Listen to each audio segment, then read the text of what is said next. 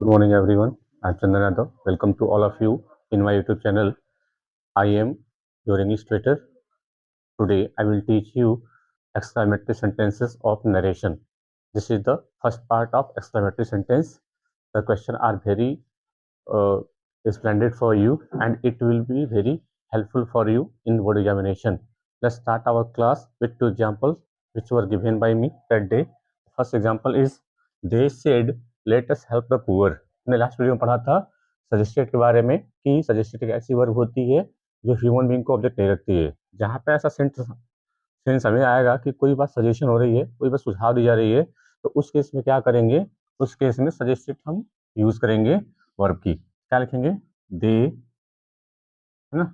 अब यहाँ पे देखिए क्या बात लिखिएगी कि हमें गरीबों की हेल्प करनी चाहिए, तो ये सजेशन है। सेट को किसमें बदलेंगे? सजेशन में, है ना।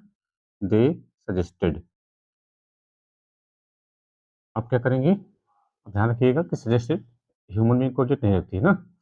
तो अब यहाँ पे देखिए उन्होंने कहा था, किससे कहा था, तो वो बात आगे नहीं लिखी गई है ना। तो ऑब्वियसली बात है कि अगर आगे वो बात लिखी नहीं गई है, कोई आगे ऑब्जेक्ट नहीं है, तो वो ऑब्जेक्ट ऑब्वियसली बात है कि उन्होंने सेकंड पर्सन से ही कहा होगा ना। उन्होंने ये बात सेकंड पर्सन से ही कहा होगा, और सेकंड पर्सन कौन होते हैं? यू।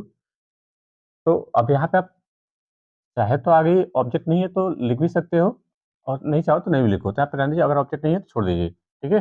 अब कंजक्शन क्या लगाएंगे? दैट लगाएंगे। दे सजेस्टेड दैट, ठीक है। अब देखिए क्या है, let us help the poor, हमें गरीबों की हेल्प करनी चाहिए।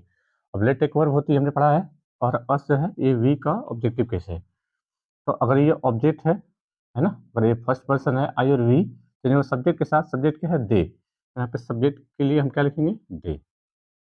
अब सीधे क्या करेंगे? शुड मॉडल का यूज करेंगे, क्योंकि ये सजेशन का सेंस भी देता है। They should help the poor,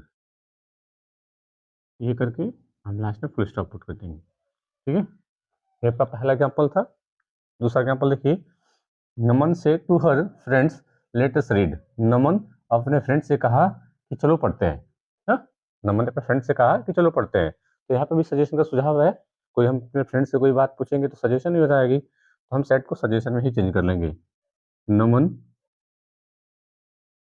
suggested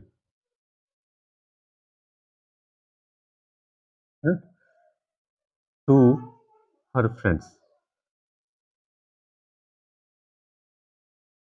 तो क्या कंडीशन लिखेंगे? दैट। अब यहाँ पे चेंज कर देखिए, लेटेस्ट लिखा हुआ है ना, एपिस्ट्रॉफी अगर यस आएगा तो समझिएगा कि लेटेस्ट लिखा हुआ है। तो ये अस ऑब्जेक्टिव केस है। आई और वी, हालांकि ये वी का ही ऑब्जेक्टिव केस है, तो आई और we first person change subject के अकॉर्डिंग। सब्जेक्ट क्या है? नमन। तो नमन के लिए क्या लिखेंगे? ही। क्योंकि जैसे ही लिखेंगे, अब ये आंसर ही पूरा डिफरेंट हो जाएगा। नमन अपने फ्रेंड से कह रहा है कि चलो पढ़ते हैं, तो जब पढ़ने जाएगा तो नमन भी जाएगा और दोस्त भी जाएंगे। लेकिन जैसे यहाँ पे चेंज करेंगे सब्जेक्ट के अकॉर्डिंग, तो पढ़ने कौन जाएगा? केवल नमन जाएगा। तो उस केस में हम इसको रूल के हिसाब से चेंज नहीं कर पाएंगे। यहीं पे वो लॉजिक जो है आपके फ्लॉप हो जाएंगे। रट्टा नहीं मारना है, लॉजिक समझिए कि वो क्या कहना चाहता है। वो क्या चाहता है? वो कहता है, वो चाहता है कहना कि चलो पढ़ते हैं, तो सब लोग पढ़ने जाएंगे। और सब लोग के लिए प्लूरल के लिए कौन सी प्रोनाउन लगाएंगे? दे लगाएंगे। ठीक है, हम यहाँ पे दे प्रोनाउन का यूज कर लेंगे, ठीक है। फिर यहाँ पे शुड यूज करेंगे modal verb, they should read. Last में फुल स्टॉप पुट कर देंगे। इस तरीके से आपका आंसर हो जाएगा। ये दो एग्जाम्पल कल के आप मिला लेंगे। चलिए शुरू करते हैं एक्सक्लामेटरी सेंटेंसेस, जो नरेशन में आपको देखने को किससे चेंज करने हैं, हम ये बारीकियों को सीखेंगे। He said, "Alas, I am ruined." उसने कहा है मैं लुट गई, है ना। अब देखिए आपको यही सेंस पकड़ना है, इसमें कौन सी बात की गई है। अब इसमें आपको या तो गुस्सा देखने को मिलेगा, या आपको दुख देखने को मिलेगा, सो हम बोलते हैं इंग्लिश में, या इसमें कोई बहादुरी की बात की गई है, जैसे bravo, we have won the match, ऐसा चीजें। तो हम इसको किसमें कैसे चेंज करेंगे, हमें यही देखना है। तो सबसे पहले स्टार्ट करते, एक बना के मैं दिखाता हूँ, आप देखिएगा कैसे। सी लिखेंगे तो हमारा सब्जेक्ट है, अब यहाँ पे सेड लिखा हुआ है, तो अब सेड को हम इसी के अकॉर्डिंग चेंज कर पाएंगे। क्या लिखा हुआ है? लॉस आई एम रूइंड, मतलब यहाँ पे दुख का सेंस है ना। लॉस मतलब ध्यान रखिएगा, लॉस मतलब हाय, ये दुख का सेंस है। जहाँ पे भी लॉस वर्ड आपको दिखेगा, वहां पे समझ जाएगा कि यहाँ पे कोई दुख की बात की गई है, ठीक है। तो अगर ये दुख की बात होगी, तो इसको हम सीधे पहले ये लगाइए एक्सक्लेम्ड, ये बात सब में रहेगी, ठीक है। सी एक्सक्लेम्ड, ये बात सब में रहेगी। अगर वो सेंटेंस एक्सक्लेमेटरी को देखिए, एक्सक्लेमेटरी सेंटेंस कैसे रहेगा? देखिए ये साइन लगा हुआ है ना, ये चिन्ह लगा हुआ है। हाँ, ये चिन्ह लगा हुआ है, ध्यान रखिएगा। यहाँ पे जो चिन्ह लगा हुआ है ये एक्सक्लेमेटरी साइन है। तो इसको अगर ध्यान रखेंगे तो आपको पता चल जाएगा कि सेंटेंस हमारा एक्सक्लेमेटरी का है। तो एक्सक्लेमेटरी सेंटेंस होगा तो सब में एक्सक्लेम लगाएंगे। फिर क्या करेंगे, एक प्रीपोजिशन लगाएंगे विद। अब ये दुख का साइन है तो सॉरो, सॉरो मतलब दुख, ठीक है। आप ये लगाएंगे एक्सलेम्ड विद सॉरो। अगर इसमें कोई बहादुरी की बात होगी तो एक्सलेम्ड विद ब्रेवो, है ना।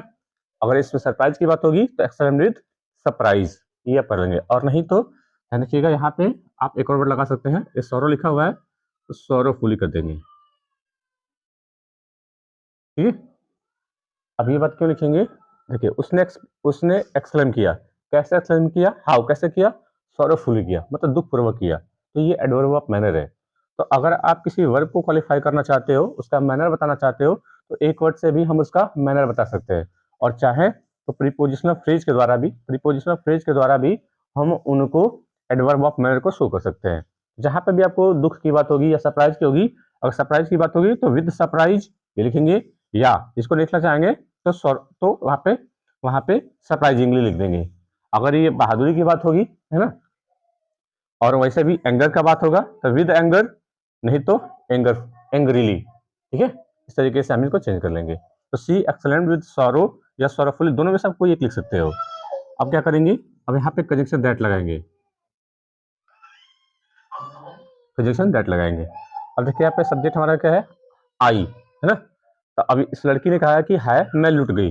अब ये बात जब इसने कहा है तो इसने यहाँ पे जो दूसरा पर्सन है, मान लीजिए कि यहाँ पे दूसरा पर्सन राम खड़ा हुआ है, ठीक है। इस बात ने ये बात कहा कि है मैं लुट गई, ये बात राम ने सुना और राम गया, उसने ये बात मोहन से कहा, है ना। राम जब गया तो ये बात उसने मोहन से कहा। क्या कहा, तो जैसे ही कहा तो उसने कहा कि उस लड़की ने कहा था कि वो लुट गई, है ना। तो अब राम के लिए ये जो औरत हो जाएगी थर्ड पर्सन हो जाएगी। तो थर्ड पर्सन के लिए हम क्या लगाते हैं, ही या सी। लेडीज रहेगी तो सी और जेंट्स रहेंगे तो ही, तो सी। अब देखिए यहाँ पे कौन सा टेंस है, इज एम आर लिखा हुआ है ना। इज एम आर वॉज, देखिए यहाँ पे कह रहा है कि मैं लुट गई, यहाँ पे कोई काम नहीं हो रहा है। तो यहाँ पे हमारा जो टेंस होगा ये प्रेजेंट टेंस है। बी की फॉर्म आपने पढ़ा होगा, is am are present tense होते हैं। तो हमारा टेंस प्रेजेंट है, चेंज किसमें हो जाएगा, पास्ट टेंस में। क्या लगाएंगे, वॉज और वेयर, तो उसी के साथ वॉज लगाएंगे और रूइंड हो जाएगा। इस तरीके से हम फुल स्टॉप पुट कर देंगे। तो ये ध्यान रखेंगे, ये टेंस के आइडेंटिफिकेशन में पढ़ाया है कि यहाँ पे टेंस कैसे पहचानेंगे जहाँ पे लिंकिंग वर्ब लगी हुई होगी, ठीक है। Let's see the next sentence, the man said A lost my father is dead. Man ने कहा कि है मेरा फादर डेड कर गए। फिर वैसे ही करेंगे, दुख की बात है, लॉस लिखा हुआ है, द मैन एक्सक्लेम्ड विद सोरोफुली, ठीक है। कनेक्शन क्या लगाएंगे, दैट। अब देखिए यहाँ पे माय फादर लिखा हुआ है, फर्स्ट पर्सन थर्ड पर्सन है, थर्ड पर्सन चेंज नहीं करेंगे तो माय फादर के जगह पे क्या लगा देंगे, ही, है ना, his father.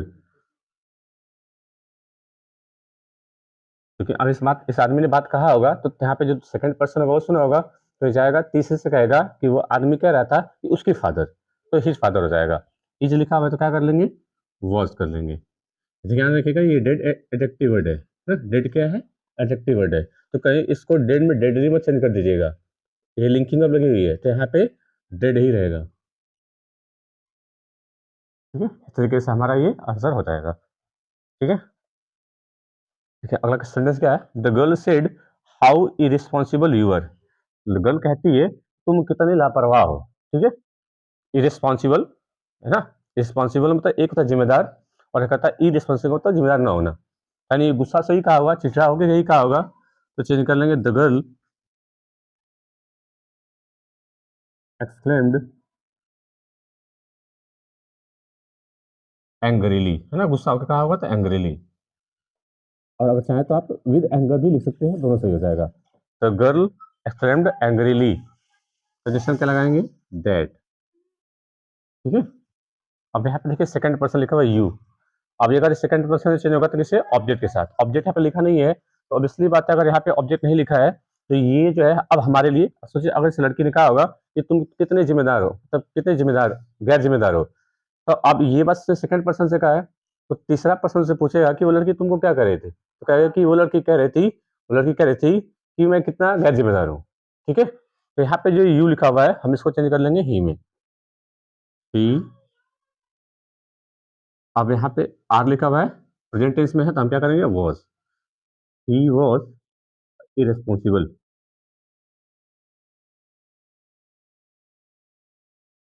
Full stop put कर देंगे। इस तरीके से हमारा आंसर हो जाएगा। तो ध्यान रखिएगा, सॉरोफुली कैसे लिखेंगे? तो इनको 2 तरीके से हम लिख सकते हैं, विद सॉरो या सॉरोफुली भी लिख सकते हैं। वैसे विद एंगर यहाँ भी लिख सकते हैं, चाहे एंग्री लिख सकते हैं, दोनों सही है। तो ये थे हमारे कुछ एक्सक्लेमेटरी सेंटेंस के पार्ट 1, जिसमें हमने इन बातों को डील किया है कि कैसे उनको कब चेंज करते हैं।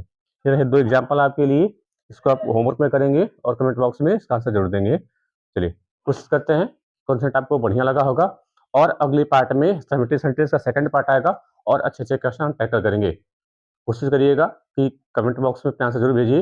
हाँ, और अगर अच्छा लगता है कि हाँ, टीचर ने मेहनत किया है, तो ज़रूर अपना काम किया करिए, इसको शेयर ज़रूर कर दिया करिए, ताकि ज़्यादा से ज़्यादा इस वीडियो को लोग देख सकें।